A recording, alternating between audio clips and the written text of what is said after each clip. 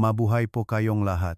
Ako si Dr. Renato Bagani, isang nephrologist na may 35 taon ng karanasan. Ngayon, tatalakayin natin ang isang mahalagang paksa, yogurt, lunas o lason sa bato, ang lihim ng tamang pagtatambal. Kumain ba kayong yogurt ngayong umaga, magaginang at ginu? Ang maliliit na tasa na lagi ninyong inihahanda sa refrigerator? Iyong yogurt na maingat ninyong kinakain araw-araw para pangalagaan ang inyong kalusugan at bituka. Ngunit ngayon, kailangan kong ibunyag sa inyo ang isang hindi kaaya-ayang katotohanan. Mayroong isang pag-aral sa Amerika na sumubaybay sa mahigit 6,500 katao sa loob ng 10 taon. Ang mataong kumain ng yogurt ng tama ay nagkaroon ng 23% na mas mababang panganib ng sakit sa bato. Ngunit sa parehong pag-aral, ang kumain ng yogurt sa maling paraan ay mas mabilis na sinisira ang kanilang bato. Ang yogurt ay maring maging gamot o lason. Ang pagkakaiba ay isa lamang, kung ano ang ipinapares ninyo dito. Ngayon, ibubunyag ko sa inyo ang 3 pinakamasamang kombinasyon na hindi ninyo dapat kainin kasama ang yogurt, at ang 3 mahiwagang kombinasyon na makapagpapanumbalik ng inyong bato. Lalo na ang ikatlong pinakamasamang kombinasyon ay kasalukuyan pa ring nasa loob ng refrigerator ng halos bawat matanda sa Pilipinas ngayon. Manatili po kayo hanggang dulo. Alam niyo ba kung kailan ang pinakamabigat na sandali sa aking klinika? Ito ay kapag nalaman ng pasyente na ang pagkain na pinaniniwalaan nilang mabuti para sa kanilang katawan at maingat na kinakain araw-araw ay tahimik na sumisira sa kanilang mga bato. Sa harap ng kanilang mga luha, ako bilang isang doktor ay talagang nabibigatan. Bago tayo dumako sa pangunahing paksa, may isang bagay akong gustong sabihin. Isipin ang isang lumang palayo na ginamit sa paglulutong kanin sa loob ng 60 o 70 taon. Sa labas, mukha pa rin itong matibay, ngunit ang glaze sa loob ay manipis na. Depende sa kung gaano ang ilalagay mo dito, ang palayo ay maaring magtagal o mas mabilis na masira. Ganun mismo ang kalagayan ng inyong mga bato. Kung ikukumpara noong bata pa kayo, ang function ng glomeruli ay halos kalahati na ang bumaba. May isang mahalagang katotohanan dito, ang mga bato ay hindi nag-isa sa pagtatrabaho, ang bituka at ang bato ay konektado bilang isang koponan. Kung malusok ang mga beneficial bacteria sa bituka, ang mga lason ay nasasala bago pa man makapasok sa daluyan ng dugo. Pagkatapos, ang pasanin sa bato ay bumababa ang kalahati. Ito ang dahilan kung bakit ang lactic acid bacteria sa yogurt ay direktang konektado sa kalusugan ng bato. Magaginang at ginu, pagising ninyo sa umaga, namaga ba ang inyong mukha o kamay at paa, may bula ba ang inyong ihi, o nagigising ba kayo ng higit sa 2 beses sa gabi dahil sa pag-ihi? Ito ay maaring tahimik na senyales mula sa inyong bato. Ang sasabihin ko mula ngayon ang magiging pinakamatiya na unang hakbang upang pangalagaan ang inyong mga bato. Una, ang pinakamasamang kombinasyon, yogurt at saging. Isipin ang inyong hapagkainan sa umaga. Ilalabas ninyo ang isang tasang puting yogurt at kukuhang saging mula sa refrigerator. Binalatan at hiniwa ng maliliit. Isang larawan na mukhang napakalusog. Sa katunayan, maraming matatanda ang iniisip na ito ay isang perpektong almusal. Ngunit ngayon, kailangan kong baguhin ang larawang iyon. Ang isang tasa ang yogurt ay naglalaman ang humigit kumulang 200 mg ng potassium. Ang isang saging ay naglalaman ang higit sa 420 mg ng potassium. Sa sandaling kainin ninyo ang dalawang ito ng magkasama, makakakuha kayo ng higit sa 600 mg potassium sa isang pagkain sa umaga. Para sa mga matatanda na mahina ang bato, ang pinapayagang daming ang potassium sa isang araw ay mas mababa sa 2,000 mg. Sa isang almusal pa lamang, nalalampasan na ninyo ang 30% nito. Kung malusog at malakas ang inyong bato, madaling ilalabas ang potassium na ito sa ihi. Ang problema ay ang bato ang matatanda. Ang bato na nagtatrabaho ng walang tigil sa loob ng ilang dekada ay mahina na sa paglabas ng potassium. Ang potassium na hindi nailalabas ay nananatili sa daluyan ng dugo. Alam niyo ba kung ano ang ginagawa ng potassium? Kinokontrol nito ang electrical signals na lumilihang tibo ng puso. Para itong konduktor ng puso. Ngunit ano ang mangyayari kung napakaraming konduktor? Ang tibok ng puso ay magiging irregular at sa matinding kaso, maaring biglang guminto ang puso. Sa medikal na termino, ito ay tinatawag na hiperkalemia. Ang pinakanakakatakot na bahagi ay wala kayong mararamdaman hanggat hindi lumilitaw ang mga sintomas. Sa katunayan, isang 70 taong gulang na pasyente, si Ginang Elena Santos, ang nagkaroon ng ganitong kaso, kumain siyang saging na may yogurt tuwing umaga.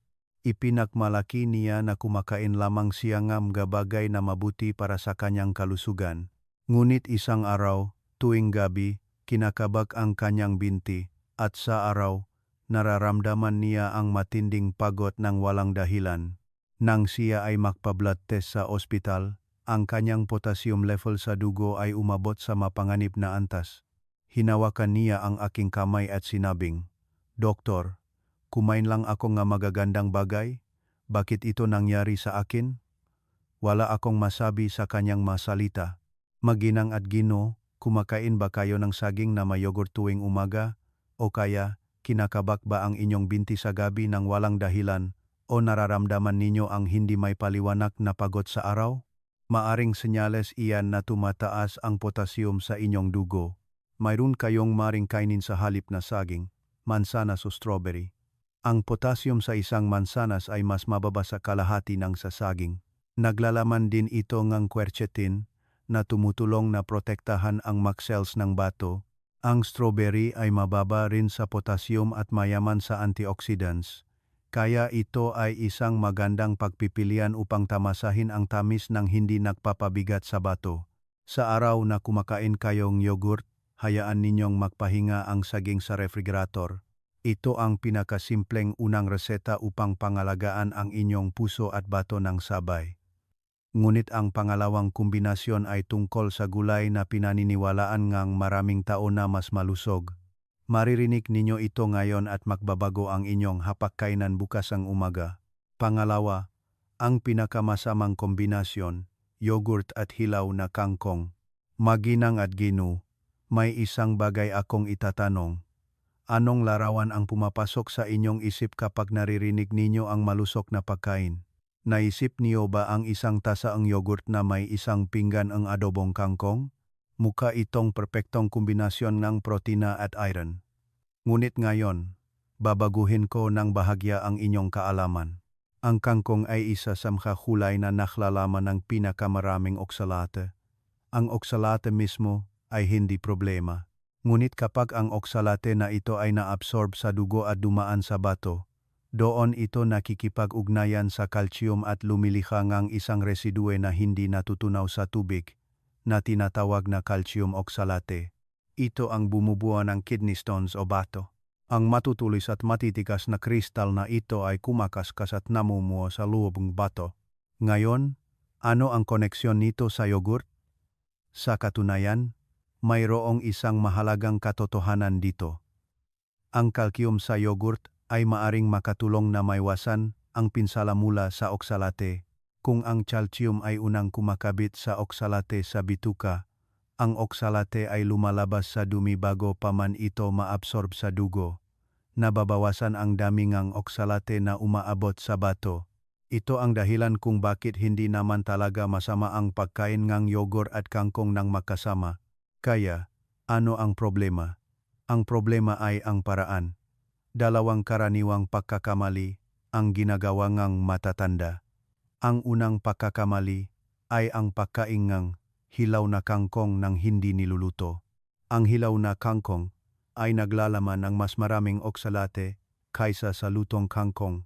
Bagamat ang calcium ng yogurt ay maaring humawa sa oksalate sa bituka, kung napakaraming oksalate tulad sa hilaw na kangkong, hindi kayang harangan lahat ng calcium. Ang natitirang oksalate ay direktang naabsorb sa dugo at papunta sa bato. Ang ikalawang pagkakamali ay ang pagkain ng yogurt matapos ang mahabang panahon ng pagkain ng kangkong. Kung naabsorb na ang oksalate, sa bituka bago pa man kumain ng yogurt. Wala ng pagkakataon ang calcium na makipag-ugnayan sa oksalate. Kailangan itong kainin sa parehong lugar at sa parehong oras. Sa katunayan, ikukuwento ko ang tungkol kay Ginang Loida Cruz, isang 65 taong gulang na pasyente na aking ginamot. Kumain siyang smoothie usa, kumain siyang smoothie, ang yogurt bilang merienda, kangkong tuwing umaga at pagkaraan ng halos 1 oras. Kinain niya ang yogurt bilang merienda. Hindi ninyo maisip kung gaano siya kaingat sa kanyang kalusugan. Ngunit isang umaga, nakaranas siyang matinding sakit sa tagiliran na parang sinasaksak. Dinala siya sa emergency room at nang suriin, mayroon siyang malalaki at maliliit na bato sa kanyang bato. Umiyak siya at sinabing, "Doktor, araw-araw akong kumakain ng mamabubuting bagay. Saan ako nakamali?" Nang marinig ko ang kanyang salita, nalungkot ako na hindi ko siya kaagad napayuhan ng tamang paraan. Ang tamang paraan ay ito, siguraduhin na ang kangkong ay niluluto sa kumukulong tubig bago kainin. Kapag niluto, ang malaking bahagi ng oksalate ay lumalabas sa tubig. At kapag kumakain ng lutong kangkong, siguraduhin na kainin din ang yogurt ng sabay. Huwag magkaroon nga agwat sa oras. Kailangan makita ang calcium at oksalate sa bituka upang maprotektahan ang bato. Para sa mga matatanda na may mahina na ang function ng bato, ang pagbabawas ng pagkain ng kangkong mismo ang pinakaligtas na paraan. Sa araw na may kangkong, siguraduhin na lutuin ito at kainin kasama ang yogurt. Sa paggawa lamang nito, makakakuha kayong isang mahalagang ugali upang maprotektahan ang inyong mga bato. Ngunit ang ikatlong kombinasyon ay isang ugali na mas maraming matatanda ang ginagawa araw-araw ng walang pag-alinlangan. Ang mga may alta presyon o diabetes at ang mga sinabihan na humina ang kanilang mga buto, mangyaring makinig ng mabuti sa sasabihin ko ngayon. Ikatlo, ang pinakamasamang kombinasyon, yogurt at prosesadong pagkain. Sa aking 20 taon sa paggagamot, may isang eksena na naalala ko na pinakakalungkot. Itinigil niya ang pagkain ng karne. Nilayuan niya ang maalat na pagkain. Kumakain siya ng yogurt tuwing umaga. Ngunit pakaraan ng 3 buwan, nang bumalik siya sa ospital, mas lumala ang kalagayan ng kanyang bato. Ikinulong niya ang kanyang dibdib at sinabing, "Doktor, talagang inaalagaan ko ang aking katawan sa pamamagitan ng pagkain. Bakit ito nangyayari sa akin?" Detalyado kong tinanong ang tungkol sa kanyang paraan ng pagkain. At doon ko natuklasan ang problema. Kumakain siya ng 2 hiwa ng tinapay at sliced ham kasama ang kanyang yogurt tuwing umaga. Sinabi niya na madali at malambot ito kaya madaling kainin. Doon mismo ang problema. Ang mga prosesadong pagkain tulad ng tinapay na binibili sa supermarket, ham, sausage, processed cheese, at fish balls, ay may isang karaniwang bagay. Ito ay ang additive na tinatawag na phosphate. Ang sangkap na ito na idinadagdag upang mapanatili ang pagkain ng matagal, mapanatili ang kulay, at mapabuti ang texture ay nakamamatay sa bato. Ipaliwanag ko kung bakit. Mayroong 2 uri ng phosphate sa pagkain. Ang organic phosphate na matatagpuan sa natural na pagkain tulad ng karne, isda, at yogurt ay na-absorb lamang ng 60% sa ating katawan. Ngunit ang inorganic phosphate na idinakdak sa prosesadong pagkain ay iba. Halos 90% nito ay direktang na-absorb sa daluyan ng dugo. Sa sandaling kumain kayong yogurt kasama ang prosesadong pagkain, ang dami ng phosphate na pumapasok sa bato ay dumodoble na idinagdag pa sa phosphate mula sa yogurt at sa prosesadong pagkain. Kung malusok ang bato, kaya nitong ilabas ang phosphate na ito sa ihi. Ngunit ang bato nga matatanda ay mahina na ang kakayahan nito. Ang phosphate na hindi nailalabas ay namumuo sa dugo. Kapag tumataas ang blood phosphate level, sinusubukan ng ating katawan na ibalanse ito sa pamamagitan ng pagkuhang calcium mula sa buto at pagpapalabas nito sa dugo. Ang buto ay unti-unting humihina at ang labis na calcium at phosphate sa dugo ay nagsisimulang kumabit sa pader ng mga daluyan ng dugo. Ito ay tinatawag na vascular calcification. Tulad NG mga lumang tubo NG tubig na may calcium buildup na nagpapalit sa daloy NG tubig. Ang mga daluyan NG dugo NG bato at puso ay unti-unting tumitigas. Ngayon, nababawasan ang dami ngang dugo na dumadaloy sa bato at mas mabilis na nasisira ang bato. Nagiging mabigat din ito sa puso.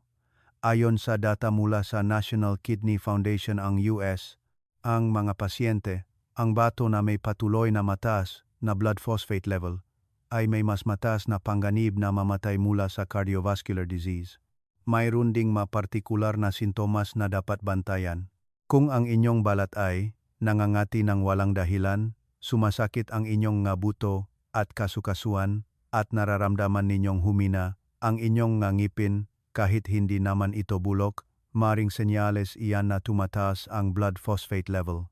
Kung mayroon kayong ganitong makasintomas, siguraduhin na magpa-blood test sa pinakamalapit na ospital. Sa katunayan, isang 68 taong gulang na pasyente, si Ginang Charmelita Reyes, ang nakaroon ng ganitong kaso. Araw-araw siyang kumakain ng yogurt, ngunit laging kasama ang tinapay at sliced ham at processed cheese. Sinabi niya na madali at malambot ito kaya madaling kainin. Ngunit pakaraan ngang 8 buwan, sa isang pagsusuri, ang kanyang blood phosphate level ay umabot sa mapanganib na antas at nakumpirma na nagsimula na ang calcification sa mga daluyan ng dugo na papunta sa bato sa isang vascular examination. Hindi siya nakapagsalita nang marinig niya ang aking sinabi. Ang problema ay hindi ang yogurt na pinaniniwalaan niyang mabuti para sa kanyang katawan, kundi ang prosesadong pagkain na laging nasa tabi nito, na tahimik na nagpapapanigas sa kanyang maandaluyan ng dugo. Maari ninyo itong baguhin simula bukas ang umaga. Sa halip na tinapay at ham sa tabing yogurt, maglagay ngang isang pinakuluang itlog at isang maliit na hiwa ngang mansanas. Sa halip na phosphate mula sa prosesadong pagkain, mananatili lamang ang nutrients mula sa natural na pagkain. Ang pasanin na kailangang iproseso ang bato ay magiging mas magaan. Ang yogurt ay malinaw na isang pagkain na nakakatulong sa bato, gayunpaman. Ang pagtatambal ang nagdedesisyon kung ito ay magiging gamot o lason. Kung natanggal na ninyo ang lahat ng masama, oras na para matuklasan ang mga mahiwagang kombinasyon na magpapagaling sa inyong mga bato kasama ng yogurt. Unang mahiwagang kombinasyon, yogurt at blueberry. Isipin ang isang plato ng puting yogurt na may isang dakot ng lilang blueberries sa ibabaw. Bukod sa ganda, ang simpleng pagkain ito ang pinakamabisang natural na reseta upang protektahan ang cells ng bato ng matatanda. Ang malalim na kulay ubang ng blueberry ay hindi basta-basta. Ito ay nilikha ng anthocyanin, isang malakas na antioksidan. Ang anthocyanin na ito ay tumutulong na pakalmahin ang oxidative stress at chronic inflammation na sumasakit sa mga cells ng bato. Karamihan sa mga matatanda na may mahina ang bato ay may tahimik na chronic inflammation sa kanilang nga bato, hindi lamang nila alam dahil walang sintomas. Ang blueberry ang nagsisilbing bumbero na nagpapapatay ng hindi nakikitang apoy na iyon, hindi lang doon nagtatapos. Kapag nagsama ang lactic acid bacteria sa yogurt at ang dietary fiber sa blueberry, mas malaki ang epekto. Pinaparami ng lactic acid bacteria ang beneficial bacteria sa bituka at ang dietary fiber sa blueberry ay lumilikha ng kapaligiran kung saan lumalago ang beneficial bacteria na iyon. Kapag dumarami ang beneficial bacteria sa bituka, nasasala ang malason bago pa man makapasok sa daluyan ng dugo. Ganito gumagana ang teamwork ng bituka at bato na nabanggit ko kanina. Ang malaking pag-aaral sa US na nagpakita na ang grupo na regular na kumakain ng yogurt at probiotics ay nakaroon ng 23% na mas mababang panganib ng sakit sa bato ay dahil din sa koneksyon ng bituka at bato. Mababa rin ang potassium sa blueberry. Humigit kumulang 114 mg bawat tasa na halos ika-4 na bahagi ng potassium sa saging. Isa ito sa ilang prutas na maaring kainin ng matatanda na may mahina ang bato ng walang pag-alala. Ikukwento ko ang tungkol kay Ginang Rosita Garcia, isang 60 taong gulang na pasyente na aking ginamot. Na-diagnose siya na may chronic kidney disease stage 2 at hindi alam kung ano ang kakainin, kaya halos wala siyang makain. Napakahina niya na nahihirapan na siyang lumabas. Irineseta ko sa kanya na kumain ngang kalahating tasa ang plain yogurt na may isang dakot ngang blueberries tuwing umaga, iyon lamang. Pagkaraan ng 2 buwan, bumalik siya sa klinika na may mas maliwanag na mukha. Ang kanyang inflammation markers ay kapansin-pansin na naging stable at sinabi niya mismo na gumaan ang kanyang pakiramdam. Hindi kalahating tasa ng yogurt mula sa refrigerator at isang dakot ng blueberries lamang. Mangyaring tandaan ang isang bagay. Laging piliin ang plain, unsweetened yogurt na walang asukal. Ang mga flavor yogurt na nabibili sa supermarket ay naglalaman ng maraming asukal na maaring magpataas ngang blood sugar at magpabigat sa bato.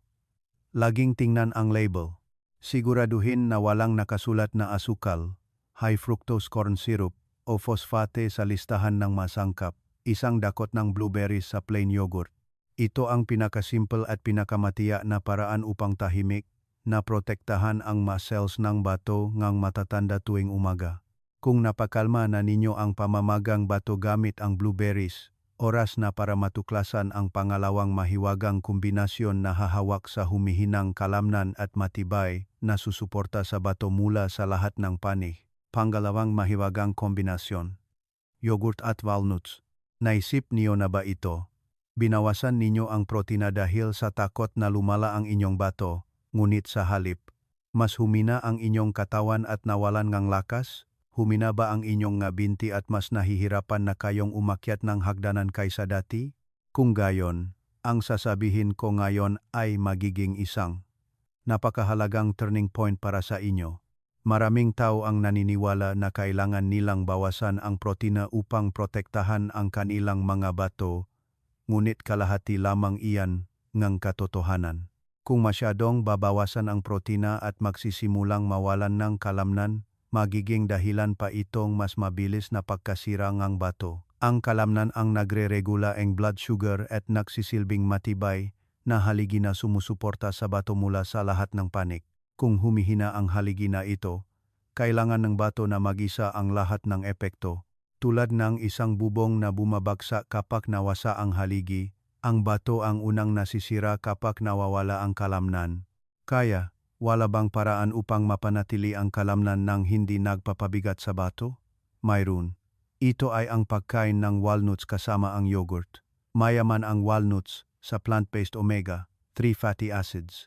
Ang omega-3 na ito ay nagpapalambot sa mga microscopic blood vessels ng bato na tumitigas. Ito ay katulad ng paglalagay ng lubricant sa kalawangin na tubo ng tubig. Kapag lumambot ang mga daluyan ng dugo, ang daloy ng dugo sa bato ay nagiging mas mayos, at ang muscles ng bato ay nakakakuhang sapat na oxygen at nutrients.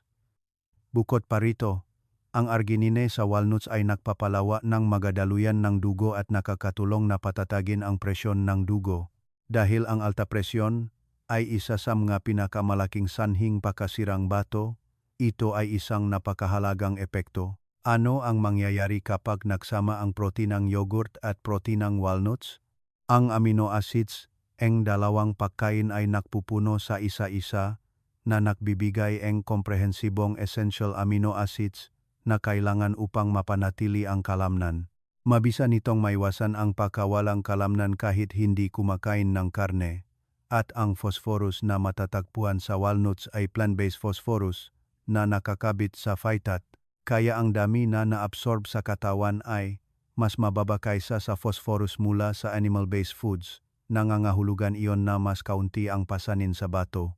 Sa katunayan, ikukuwento ko ang tungkol kay Ginoong Antonio Garcia, isang 73 taong gulang na pasyente na aking ginamot. Matapos niyang ganap na itigil ang pagkain ng karne dahil sa pag-alala sa kanyang bato, mabilis na humina ang kanyang lakas. Kapansin-pansin na humina ang kanyang mga binti at napagod siya sa kaunting lakad pa lang. Ang kanyang creatinine level ay lumalala pa. Irinesta ko sa kanya na kumain ng 1 o 2 walnuts kasama ang plain yogurt tuwing umaga. Pagkaraan ng 3 buwan, nagsimula siyang maglakad-lakad muli sa kanilang barangay.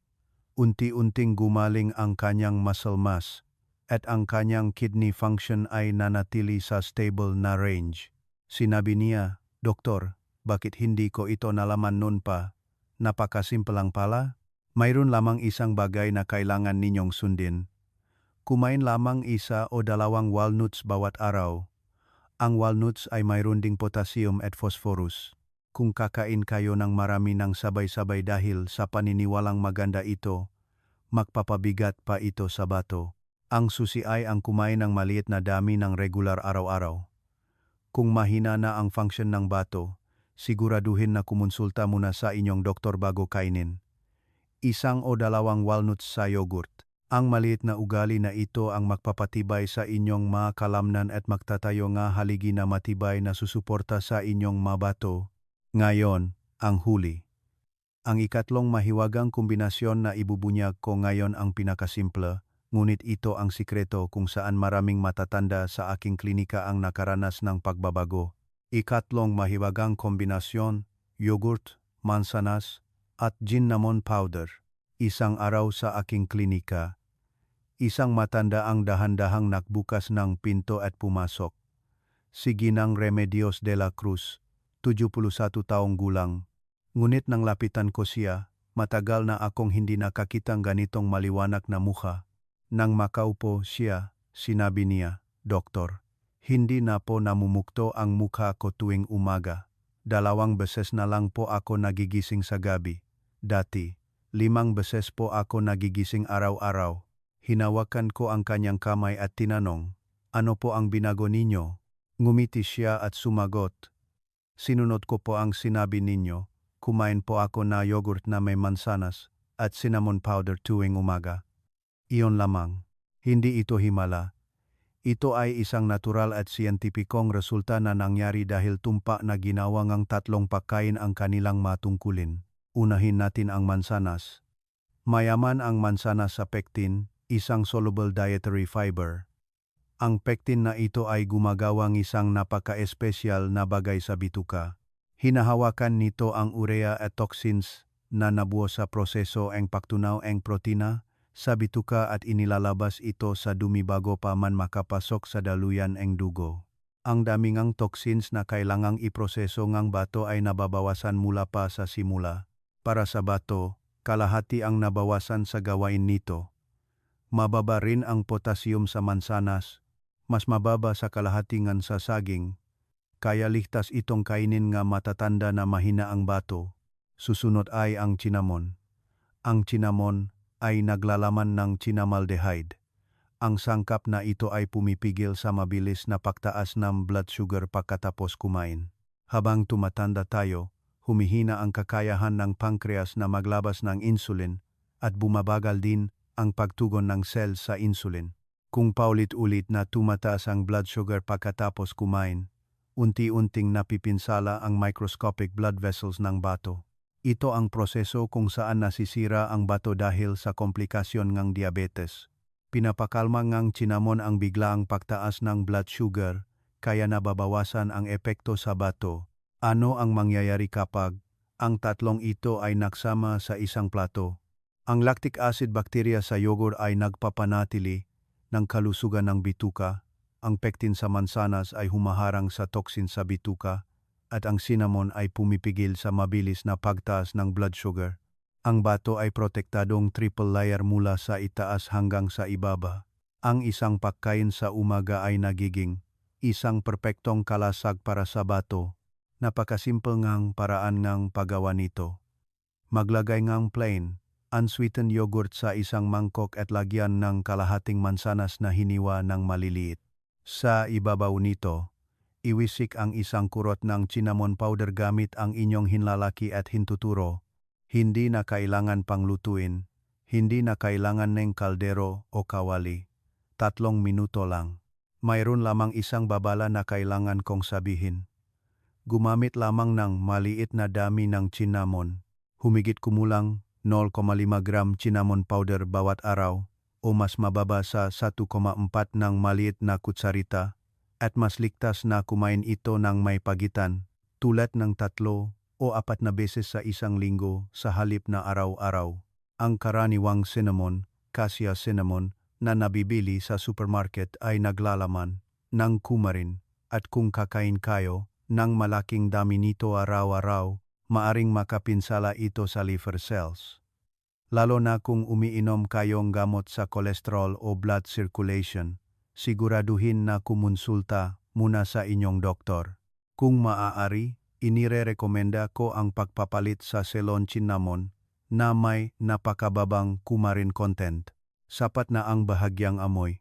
Mga ginang Edgino, mayroon ba kayong mansanas sa kusina ngayon? Ang cinnamon powder ay mabibili sa supermarket sa halagang 100 pesos lamang. Bukas ng umaga, kapag kinuha ninyo ang yogurt, maglagay ang kalahating mansanas at isang kurot ng cinnamon powder. Ang maliit at simpleng pagkaing iyan ang tahimik na magpoprotekta sa inyong mga bato tuwing umaga.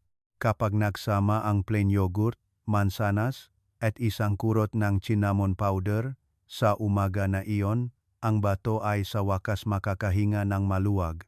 Ito ang pinakasimple at pinakamatiyak na regalo sa umaga na may bibigay ko sa inyo. Ngayon, oras na para sa huling bahagi nga ating talakayan. Maingat kong ibubuot ang lahat nga ating pinag-usapan ngayon upang manatili ito sa inyong isip. Mangyaring tandaan ng mabuti ang mapinag-usapan natin ngayon. Kapag nagsama ang yogurt at saging, namumuo ang potassium sa dugo na nagiging mapanganib sa puso. Kapag hiwalay na kinakain ang yogurt at hilaw na kangkong, namumuo ang matutulis na bato sa lukngang bato. Kapag nagsama ang yogurt at prosesadong pagkain, tahimik na tumitigas ang kalsiyum sa mga daluyang ng dugo. Ngunit kapag nagsama ang yogurt at blueberries, napapaka mo ang pamamagang gatses ng bato. Kapag nakatagpong vanuch, bumabalik ang kalamnan at nagtatayong haligi na sumusuporta sa bato. Kapag nakatakpo ngang sanas at cinnamon, hinaharang ang toksin sa bituka at pinapatatag ang blood sugar, kaya ang bato ay makakahinga ng maluwag. Ito ang 6 na pangako na ibibigay ko sa inyo ngayon. Mayroon lamang isang bagay na kailangan kong sabihin. Ang impormasyon na ibinigay ko ngayon ay para sa edukasyon upang maprotektahan ang bato ng mga matatanda. Kung kayo ay may chronic kidney disease stage 3 o mas mataas, o kasalukuyang sumasailalim sa dialysis, ang lahat ng pagbabago sa diet ay kailangang talakayin muna sa inyong nephrologist o kidney nutritionist bago ito gawin. Ang kalagayan ng batong bawat matanda ay makakaiba, kaya ang personalized na dieta ay kailangang idesisyon sa ilalim ng gabay ng isang profesional. Ang kalusugan ay hindi matatagpuan sa ospital. Ang sagot ay nasa inyong hapagkainan sa umaga.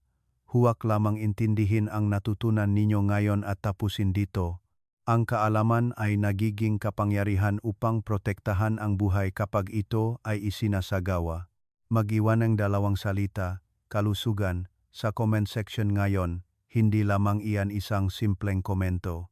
Iyan ay isang mahalagang pangako mula sa inyo, mga matatanda, na mamuhay ng naglalakad sa sariling mapaa sa tabi ng inyong minamahal na pamilya at tumatawa kasama ang inyong makaapo sa nalalabi ninyong buhay. Kung mayroon kayong kakilala na nakaalala sa kanilang bato, mangyaring ibahagi ang video na ito ng may buong puso. Ako, si Dr. Renato Bagani, ay siguradong babalik sa susunod na video na may impormasyon para sa malusog at masayang pagtanda naga matatanda. Naway maging malusog at mainit ang inyong araw ngayong araw. Maraming salamat po.